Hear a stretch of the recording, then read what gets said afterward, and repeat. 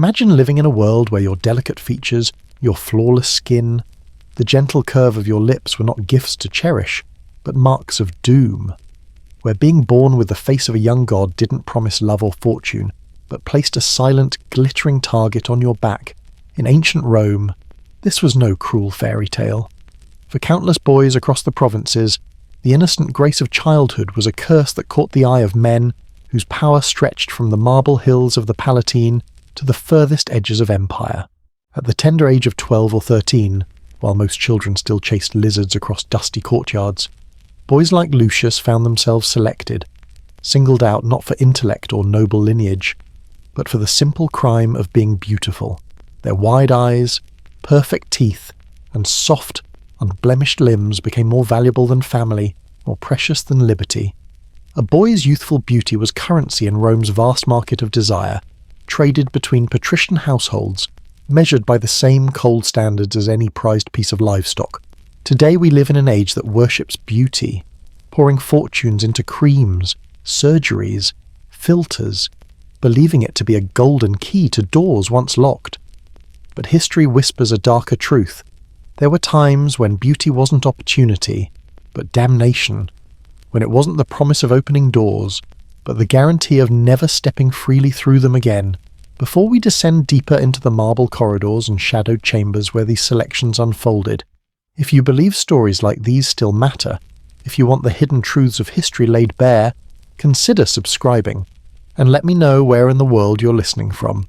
It's haunting to realize how the echoes of Rome reach across centuries to find us still. They came on horse and carriage, their wheels stirring up golden dust that hung like spirits over the fields. At first, no one thought to be alarmed.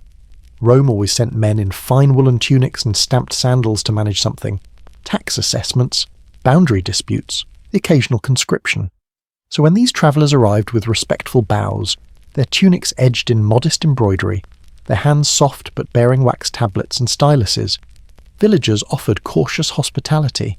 But beneath that initial courtesy, a hush began to gather. It took root in whispered prayers muttered behind olive trees, in the tight way mothers pulled their children closer as these strangers passed.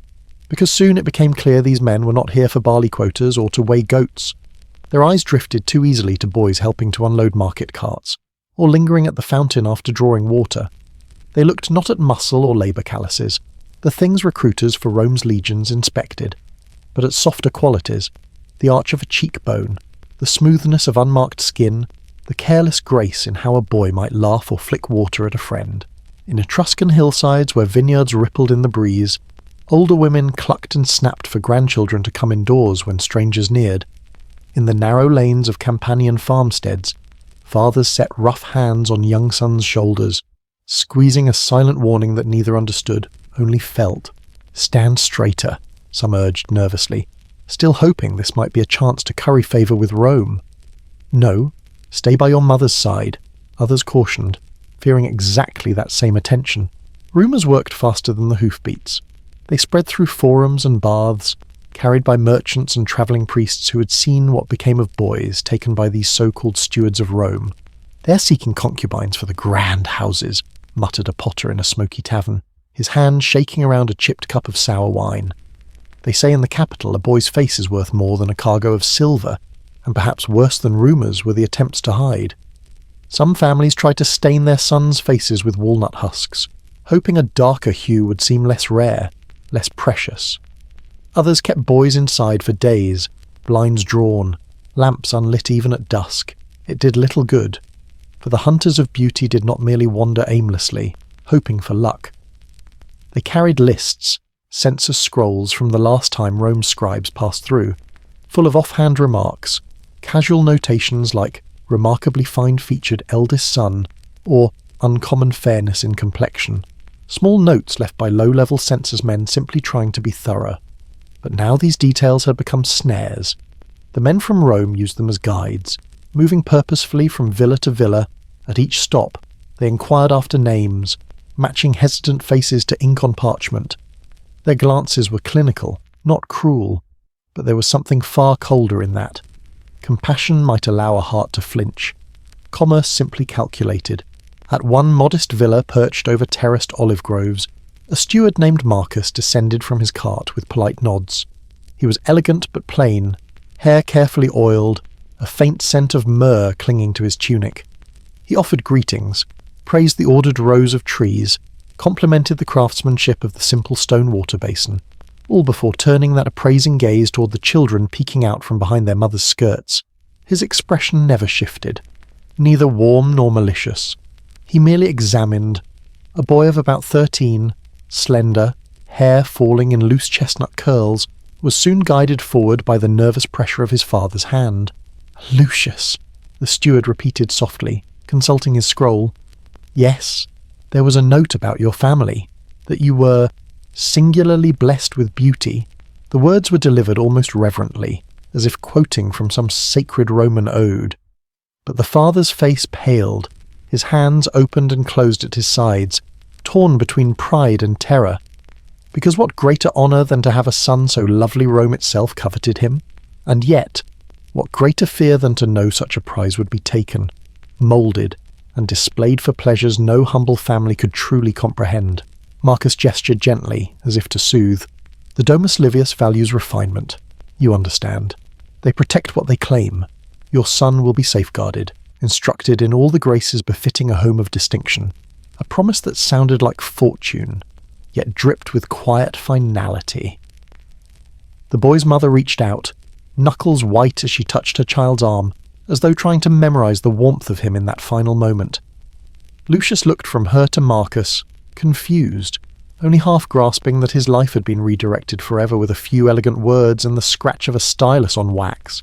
So it was that across the farms and small towns of Italy, Rome's stewards moved like an invisible tide, collecting its delicate treasures. In their wake, homes were left hollow with absence, courtyards echoing with games no longer played, fountains reflecting only the worried faces of those left behind. For in ancient Rome, a boy's beauty was more than family joy. It was a signal flare for empire's appetite, a beckoning promise to be gathered, catalogued, and sent toward the marble corridors where his fate would be sealed. Lucius found himself standing in the shaded courtyard of a provincial magistrate's villa, barefoot on cool mosaic tiles that shimmered with scenes of dolphins and nereids. He'd been scrubbed with harsh soap that morning, his hair oiled and combed until each chestnut curl lay obediently against his brow. A tunic of pale linen, finer than any his mother had ever sewn, hung loosely on his shoulders. Around him, the men from Rome prepared their instruments, lengths of braided cord for measuring height and arm span, small brass calipers to gauge the width of cheekbones and the bridge of the nose, a polished mirror to catch the lines of his face from every angle. The steward Marcus stood close by, expression blank, hands folded behind his back. "Relax, Lucius," he murmured. "The sooner we finish, the sooner you will be ready to travel." But nothing in this felt gentle. It began with the mouth. Lucius was told to open wide, a thin ivory stick pressed against his tongue, tilting it down so the steward could peer at his teeth. Fingers prodded the gums, traced the pink flesh for signs of infection. A bright shard of bronze was held up to bounce lamplight into his mouth, illuminating each molar. "Remarkably sound," Marcus commented to his scribe, who scratched notes onto a wax tablet. "Not a hint of decay. That alone will save weeks of treatment in Rome." Next came the skin. The tunic was slipped off his shoulders, pooling at his feet in a pale ring. Lucius stood trembling, gooseflesh rising along his arms despite the warm air. Calloused hands explored his body with the detached interest one might give fine marble. They pressed along his ribs, down his spine, across the flat plane of his stomach. They checked the delicate hollow of his back, the smooth sweep of his shoulders. Each time they found a faint freckle or tiny birthmark, it was marked with a soft cluck of the tongue. But nothing disqualified him. A slave was summoned with a shallow dish of scented oil. His hands moved over Lucius's chest and arms, massaging the liquid into the skin. It made every muscle gleam, highlighting the gentle lines of youth yet untouched by the hard labour that marred peasant boys. "Turn," Marcus ordered. Lucius obeyed, cheeks flushed with humiliation. The men studied the line of his legs, the neat shape of his ankles, the even placement of his feet. They made him walk the length of the courtyard, pivot gracefully, return. His gait was watched closely, and was it too stiff, too awkward? Or did his body flow in that elusive way Roman poets adored, like water trickling down a polished goblet? The final stage was the hair. Fingers raked through the dark waves at his crown, pulling gently, searching for hidden bald spots or signs of lice.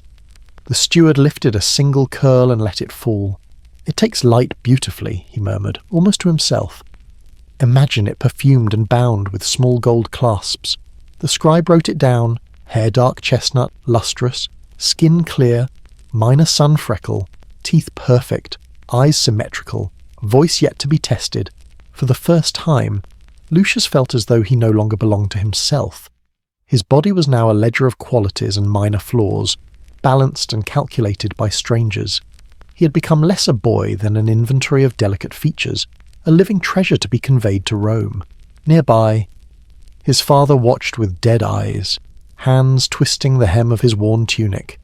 He knew this was the last moment Lucius would stand as merely his son. From here, he would pass into another world, weighed, measured, and priced by Rome's cold standard of perfection. Once the examination of Lucius's body was complete, every freckle noted, every inch assessed, the men turned to a quieter, more insidious inquiry. The scrutiny of his mind. They led him into a shaded peristyle, where thin streams of water trickled from a bronze dolphin's mouth into a marble basin. There, Marcus sat with Lucius across from him, hands steepled, voice lowered into something almost tender. "Tell me, Lucius," he began, "do you enjoy stories of heroes, or perhaps you prefer tales of gentle shepherds and playful gods?" Lucius hesitated, small hands curling in his lap. "I like the ones where shepherds sing to the nymphs. They seem happy." A brief smile tugged at the corner of Marcus's mouth. The scribe, standing discreetly behind him, made a quick mark on the tablet. Preference for idyllic scenes suggested a softness, an impressionable heart more easily moulded than one obsessed with bloody epics. Marcus pressed further. "And your greatest fear? Speak plainly, boy." Lucius swallowed hard. Images flickered through his mind, the sound of his mother calling him in at dusk, the warmth of his little sister's hand. "Being alone," he whispered, "far from home, with no one who remembers me." Another neat stroke of the stylus. This was not cruelty. It was calculation. A child afraid of isolation could be bound by new loyalties, taught to seek comfort from the very masters who purchased him. Next, they tested his composure. Marcus recited a series of instructions, watching how quickly Lucius obeyed. "Stand. Kneel. Place your right hand on your chest. Recite your name and lineage." His voice trembled at first, but he complied without question, never daring to meet Marcus's eyes for long. "Good," Marcus said softly. "Such obedience will serve you well in Rome." They even listened to the music of his laughter, coaxing small jokes from him to hear how joy coloured his voice. Was it too brash, too sly, or did it ring with innocent delight? Every answer, every glance to the floor, every nervous shifting of his weight was recorded. This was the final ledger Rome required, not of bones and teeth, but of hopes and terrors. A soul's architecture, sketched in brief notes that would determine whether Lucius would become a prized ornament of a senator's villa, or discarded as unworthy of the effort. When the questioning ended, Lucius felt hollow, as if secrets he hadn't known he carried had been plucked out and laid bare. His heart raced not from physical exertion, but from the slow realization that in these quiet exchanges, strangers had mapped the most private corners of his mind, charting precisely how to shape him into what they desired. By late afternoon, the villa's shadows had grown long and cool, stretching across the courtyard where Lucius now stood trembling on bare feet. The exams were done. The questions had ceased, but something heavier lingered in the air, a hush that told him this was not truly over. Marcus returned, no longer with parchment or calipers, but with a small chest of dark, polished wood. He opened it slowly, almost ceremonially, and inside nestled a slender torque of beaten gold, its delicate ends shaped into tiny wings, the unmistakable crest of the Domus Livius. Lucius's breath caught. It was beautiful, catching the dying sun in gentle ripples that seemed to dance across his skin. For a brief, foolish heartbeat, he almost reached out to touch it like a trinket in a market stall. But Marcus's eyes stilled his hand. "Kneel," Marcus commanded softly. Lucius obeyed, lowering himself onto the cold mosaic tiles, his knees pressed into the stones until they ached. A servant stepped forward to hold back his hair, fingers surprisingly gentle against his scalp. Then Marcus placed the torque around his neck. It was cool, startlingly light, a mere whisper against his collarbone. The clasp clicked into place with the faintest sound, yet it might as well have been a door slamming shut. "Now it is done," Marcus murmured, almost kindly. "This binds you to the house of Livius. You will be protected, taught, adorned. Rome rewards such gifts as yours, by making certain they are never lost." Lucius reached up, fingers brushing the smooth metal. It was elegant, far finer than anything he'd ever imagined wearing. But beneath its artistry lay a cold truth. This was not an ornament freely chosen. It was a mark of possession, a silent declaration to the entire Roman world that he was owned. Around the courtyard, scribes recorded the moment with brisk efficiency. One wrote Lucius's name into a thick leather ledger alongside measurements and temperament notes. Another pressed a fresh seal into soft wax, a tiny imprint of the Livius eagle above a line reading, "Asset secured to be conveyed to Rome." Nearby, Lucius's father stood stiff and pale. His hands opened, then closed again, helpless. His mother had not been allowed into this final ceremony. Perhaps it was mercy that she would only see the talk when Lucius returned for the briefest of farewells, if he was even permitted that. When Marcus finally nodded for Lucius to rise, the talk shifted lightly against his throat. The sun caught its curves, flashing warm gold. In that fleeting shimmer, he almost looked regal, a young prince adorned for festival. But it was a lie. The talk was a chain. Its beauty only deepened the cruelty. For now, Lucius bore the surest sign that he was no longer simply a boy from Campania. He was property of Rome, to be sent wherever Domus Livius commanded, his youth and grace pledged in silent service to their appetites and ambition. Before dawn, Lucius was roused from a restless sleep, dressed in a fresh tunic of pale blue, and led to a modest litter flanked by riders in the muted livery of Domus Livius. The golden torque on his neck felt heavier that morning, as if it had settled deeper into his skin overnight. They moved out along the Via Appia, Rome's grand old artery, the stones beneath their wheels polished by centuries of legionnaires and caravans. Other carts passed them laden with amphoras of olive oil or sacks of grain, goods destined for the city's bustling markets. In the midst of it, Lucius's litter seemed merely one more shipment, but unlike grain, he was aware of the guards who rode silently alongside, aware of how his heart seized at each milestone, carrying him further from home. Inside the litter's curtained shadows, he glimpsed another boy through a slight tear in the fabric, pale, eyes wide, wearing a different torque etched with tiny wolves. Their gazes locked only for a breath before the litter jostled, breaking the fragile link. At each way station, clerks emerged with styluses and tablets. They inspected the riders' papers, then approached the litters. Curtains were drawn back just enough for oil lamps to cast light on the boys' faces. Scribes made brief notes. Livius housemark confirmed. Condition satisfactory. Proceed. Lucius watched the wax seal pressed down with practiced indifference, branding his passage as surely as the talk did his throat. By the fourth day, the 7 hills rose on the horizon, crowned in faint dawn mist. To Lucius, they looked less like a promise than awaiting more. The closer they drew, the more the road seemed to narrow, funneling him toward a destiny others had charted long before he was born.